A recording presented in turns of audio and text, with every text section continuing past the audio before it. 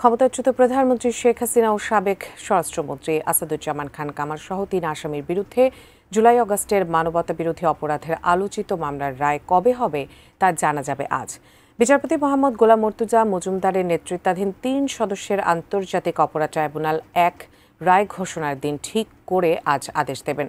রায় ঘোষণার দিনকে কেন্দ্র করে ট্রাইব্যুনাল ও এর আশেপাশে নিরাপত্তা জোরদার করা হয়েছে। জুলাই হত্যাযজ্ঞের এই প্রথম কোনো মামলার রায়ের পর্যায়ে যাবে। প্রসিকিউশন শেখ হাসিনা ও আসাদুজ্জামান খান কামালের সর্বোচ্চ শাস্তি চেয়েছে, আর আসামিদের রাষ্ট্র নিযুক্ত আইনজীবী তাদের খালাস চেয়েছেন। ২৪শে জুলাই আগস্টের ঐতিহাসিক গণঅভ্যুত্থানে ১৪০০ ছাত্র জনতাকে নির্বিচারে হত্যা করা হয়। আহত হন ২৫,০০০-এরও বেশি আন্দোলনকারী। এই পরিসংখ্যানের ভিত্তিতে আন্তর্জাতিক অপরাধ ট্রাইব্যুনাল ১-এ ক্ষমতাচ্যুত প্রধানমন্ত্রী শেখ হাসিনা, সাবেক স্বরাষ্ট্রমন্ত্রী আসাদুজ্জামান খান কামাল ও সাবেক আইনজীবী চৌধুরী আবদুল্লাহ আল মামুনের বিরুদ্ধে মানবতা বিরোধী অপরাধের মামলার বিচার শেষ হয় গত ২৩ অক্টোবর। এই ৩ আসামির বিরুদ্ধে আন্দোলনকারীদের উস্কানি দেয়া ও প্রাণঘাতী অস্ত্র ব্যবহার করে ছাত্র জনতাকে নির্বিচারে হত্যার নির্দেশ সহ মোট ৫টি অভিযোগের ভিত্তিতে এই বিচার হয়েছে। মামলায় ৫৪ জন সাক্ষীর জবানবন্দি নিয়েছেন ট্রাইব্যুনাল। এর মধ্যে রাজসাক্ষী হিসেবে চৌধুরী আবদুল্লাহ আল মামুনও সাক্ষ্য দেন। জুলাই হত্যাযজ্ঞে শেখ হাসিনা সহ আসামিদের সম্পৃক্ততা প্রমাণে phone call, record, video, bullet ও বিভিন্ন তথ্যচিত্র সহ সব রকমের তথ্য উপাত্ত আদালতে উপস্থাপন করে প্রসিকিউশন।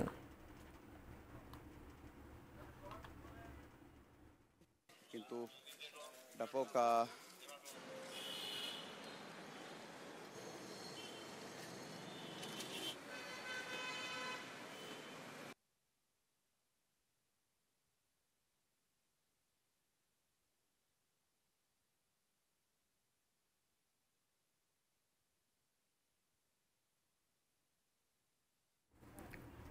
'দর্শক, যেমনটি বলছিলাম, এ বিষয়ে বিস্তারিত জানতে ট্রাইব্যুনাল থেকে সরাসরি যুক্ত হচ্ছি সহকর্মী জাভেদ আক্তারের সাথে। জাভেদ, সকাল থেকে ট্রাইব্যুনাল ঘিরে নিরাপত্তা ব্যবস্থা কঠোর আমরা দেখতে পাচ্ছিলাম। সেক্ষেত্রে মামলার রায় কিন্তু কবে হবে সেটি এখন আমাদের জানানো হবে। শুনানি কি শুরু হয়েছে কিনা একটু জানাবেন। জুলাই হত্যাযজ্ঞের ঘটনা ঘটেছে, সেখানে আমি তো বলতেছি দেখতো জুলাই আগস্টে সংগঠিত মানবতা বিরোধী অপরাধ, সেই অপরাধের যে মামলা, সেই মামলায় আজকে কবে রায় দিবেন সেই দিনটি আজকে নির্ধারণ করবেন আন্তর্জাতিক অপরাধ ট্রাইব্যুনাল। জুলাই আগস্টে যে সংগঠিত মানবতা বিরোধী অপরাধ ঘটেছে সেখানে জাতিসংঘের যে রিপোর্ট, সেই রিপোর্টটিকে তারা আমলে নিয়েছেন। সেখানে বলা হয়েছে যে প্রায় ১৪০০ মানুষকে হত্যা করা হয়েছে, ২৫,০০০-এরও বেশি মানুষ আহত হয়েছেন এই জুলাই আগস্টের যে গণঅভ্যুত্থান হয়েছিল তখন। সেটি পুলিশের গুলিতে, এবং একই সাথে সেখানে আওয়ামী লীগ, ছাত্রলীগ এবং আওয়ামী লীগের যে অন্যান্য অঙ্গ সংগঠন আছে তাদের অনেক নেতাকর্মীদেরও তারা এই হত্যাযজ্ঞের সাথে যুক্ত ছিলেন। সেই বিষয়টি প্রসিকিউশনের পক্ষ থেকে বলা হয়েছে। গত ১ জুন এই মামলার যে আনুষ্ঠানিক অভিযোগ সেটি দাখিল করা হয়, এবং সেই আনুষ্ঠানিক অভিযোগ আমলে নিয়ে তারপর অভিযোগের উপর শুনানি হয়েছে।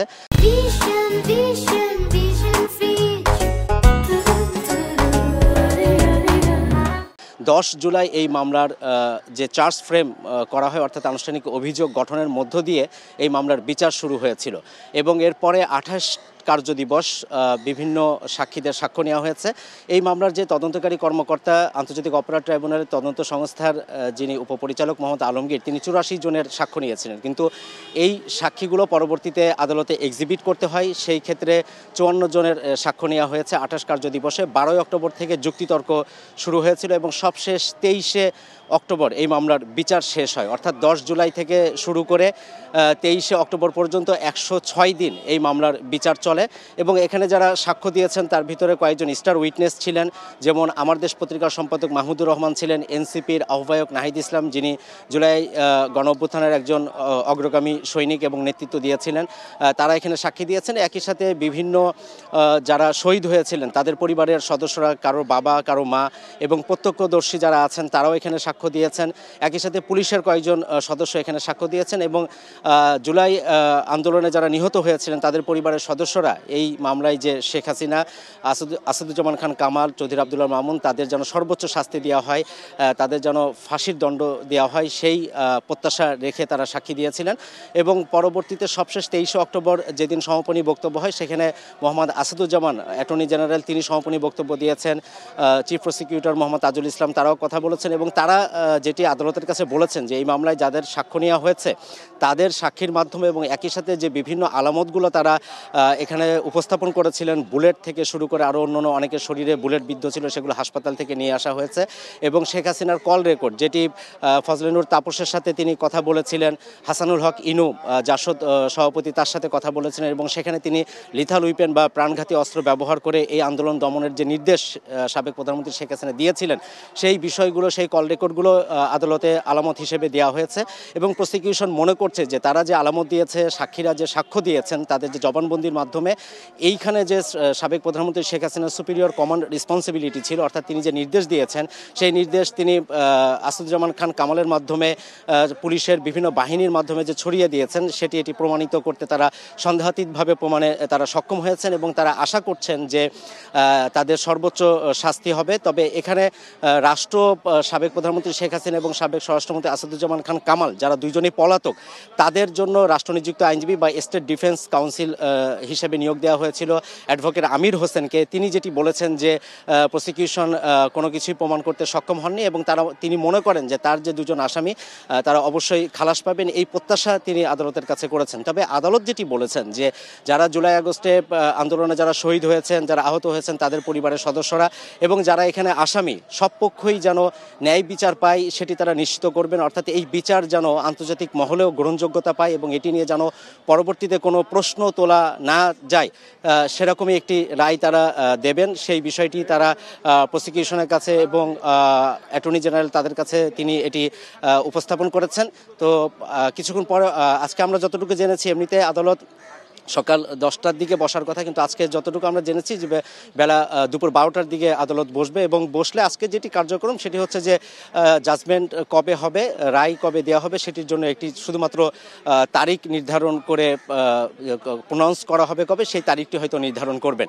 তো নিশ্চয়ই পরবর্তী সংবাদে আপনার মাধ্যমে হয়তো দর্শককে জানাতে পারবো যে সাবেক প্রধানমন্ত্রী শেখ হাসিনা, আসাদুজ্জামান খান কামাল এবং চৌধুরী আব্দুল্লাহ মামুনের বিরুদ্ধে যে জুলাই হত্যাযজ্ঞের মানবতা বিরোধী অপরাধের মামলা, সেই মামলার রায়টি আসলে মূলত কবে হচ্ছে। উজমা, ট্রাইব্যুনাল থেকে আমার কাছে এই ছিল সবশেষ। জাভেদ, আপনাকে ধন্যবাদ। দর্শক, রাজধানীর সার্বিক আইন শৃঙ্খলা পরিস্থিতি জানাতে এই মুহূর্তে পান্থপথ থেকে যুক্ত হচ্ছেন সহকর্মী ইমরান হোসেন সুমন। আমরা যাচ্ছি তার কাছে। সুমন, সকালের অনেকটা সময় তো পার হয়ে গেল আজকের লকডাউনের দিনে। অন্যান্য দিনের মতো পান্থপথকে তেমন কর্মব্যস্ত দেখছেন কিনা, যানবাহন চলাচল কেমন দেখছেন? কোনো অপ্রীতিকর ঘটনার খবরাখবর আপনার কাছে আছে কিনা, মানুষের মধ্যে কোনো আতঙ্ক বিরাজ করছে কিনা জানাবেন।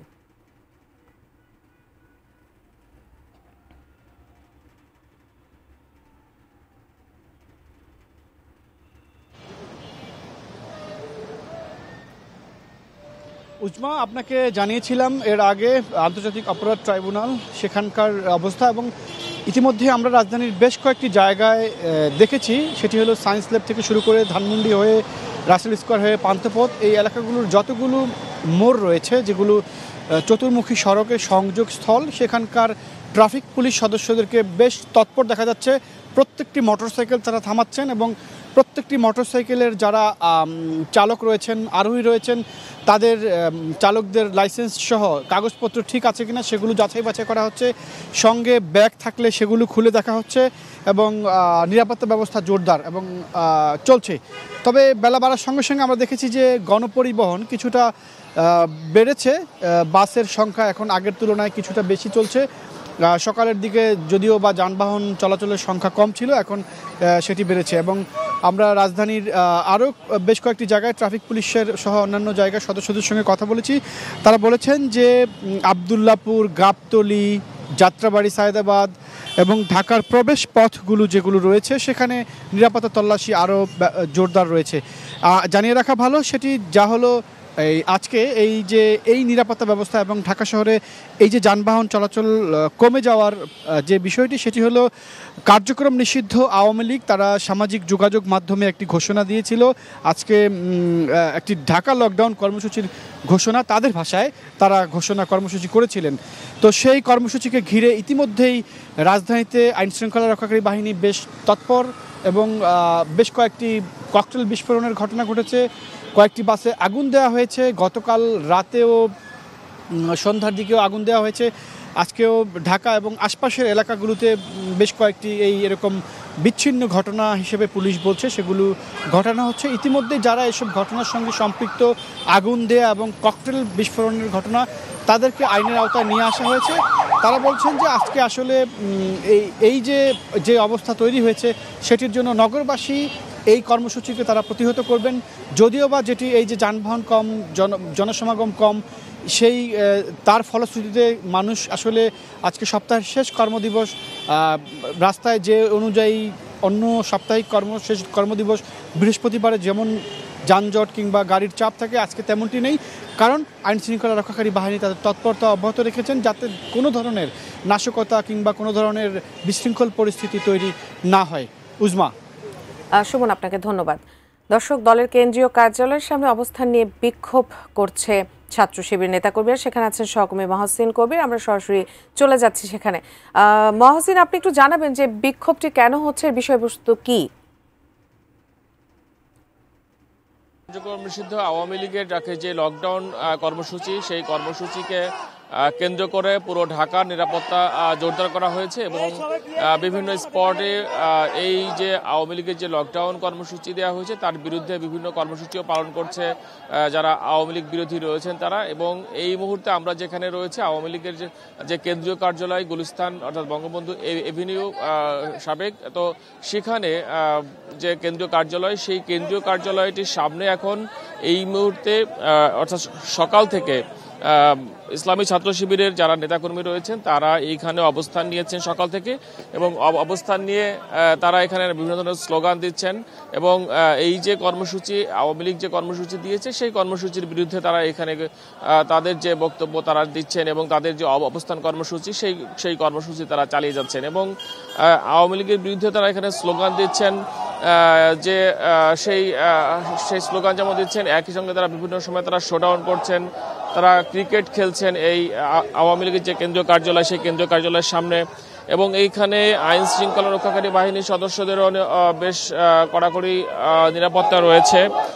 তো সেই পরিস্থিতি আমরা দেখছি যে এই আওয়ামী লীগের কেন্দ্রীয় কার্যালয়ের সামনে এবং এখন পর্যন্ত আমরা যতটুকু দেখেছি যে কোনো অনাকাঙ্ক্ষিত কিংবা অপ্রীতিকর কোনো ঘটনা এই সকল অঞ্চলে ঘটেনি। গতকাল রাতে জানেন যে গতকাল রাতে ককটেল বিস্ফোরণের ঘটনা ঘটেছিল, তারপর গাড়িতে অগ্নিসংযোগের ঘটনা ঘটেছিল। তবে সেই পরিবেশ, সেই ধরনের উদ্বেগজনক পরিবেশ এখনো এই অঞ্চলে অর্থাৎ এই গুলিস্তান 0 পয়েন্ট কিংবা এই আওয়ামী লীগের যে কেন্দ্রীয় কার্যালয় সেই কেন্দ্রীয় কার্যালয়ের সামনে সেই ধরনের পরিস্থিতি নেই। তবে পুলিশের এক ধরনের সতর্ক পাহারা আমরা সব জায়গায় দেখতে পাচ্ছি এবং বিজিবি দেখেছি যে সড়কে বিজিবি ছিল, সেখানে বিজিবি তাদের টহল দিচ্ছেন এবং যারা পুলিশের যারা সদস্য বিশেষ করে ডিবির কয়েকটি গাড়ি দেখেছি এই আওয়ামী লীগ কেন্দ্রীয় কার্যালয়ের সামনে এবং এর আশপাশের যে সড়কগুলো সেই সড়কগুলোতেও একই অবস্থা। সড়কে যে যানবাহন সেই যানবাহনের সংখ্যা অন্যান্য যে সকল দিন সেই সকল দিনের থেকে আজকে তুলনামূলক অনেক কম।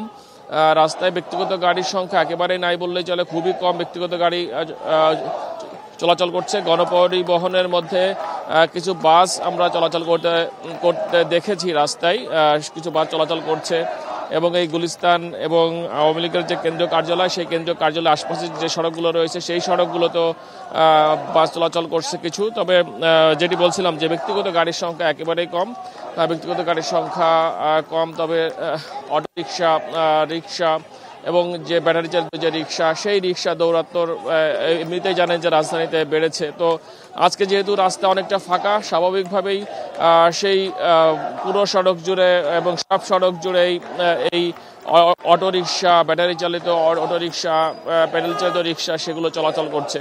তো যেহেতু রাস্তায় ব্যক্তিগত গাড়ির সংখ্যা কম, রাস্তা ফাঁকা, সেজন্য এই যানবাহনের সংখ্যাও কিন্তু বেশি। এবং যেহেতু আজকে যেহেতু সপ্তাহের শেষ কর্মদিবস, স্বাভাবিকভাবেই মানুষের নানা ব্যস্ততা থাকে। তো সেই যারা বিভিন্ন প্রয়োজনে যারা এই কাজের জন্য যারা বের হয়েছেন, তারা অনেককেই দেখেছি যে পায়ে হেঁটে তারা তাদের যে গন্তব্য সেই গন্তব্যে তারা যাচ্ছেন। এবং এই আওয়ামী লীগের কেন্দ্রীয় কার্যালয়ের সামনে ঘণ্টাখানিক আগে একটু উত্তেজনকর পরিস্থিতির সৃষ্টি হয়েছিল, যে একজন এখানে স্লোগান দেওয়াকে কেন্দ্র করে উত্তেজনা তৈরি হয়েছিল। তবে সেই পরিস্থিতি এখন আমরা দেখতে পাচ্ছি না। তো সার্বিক যে পরিস্থিতি, আজকের যে কর্মসূচি কার্যক্রম নিষিদ্ধ আওয়ামী লীগের যে কর্মসূচি, সেই কর্মসূচিকে কেন্দ্র করে এই মুহূর্তে এই দলটির কেন্দ্রীয় কার্যালয়ের সামনে ছাত্র শিবিরের নেতাকর্মী তারা এখানে অবস্থান নিয়ে রয়েছেন, তারা এখানে স্লোগান দিচ্ছেন এবং তাদের এই যে কর্মসূচি সেই কর্মসূচি দিনব্যাপী চলবে।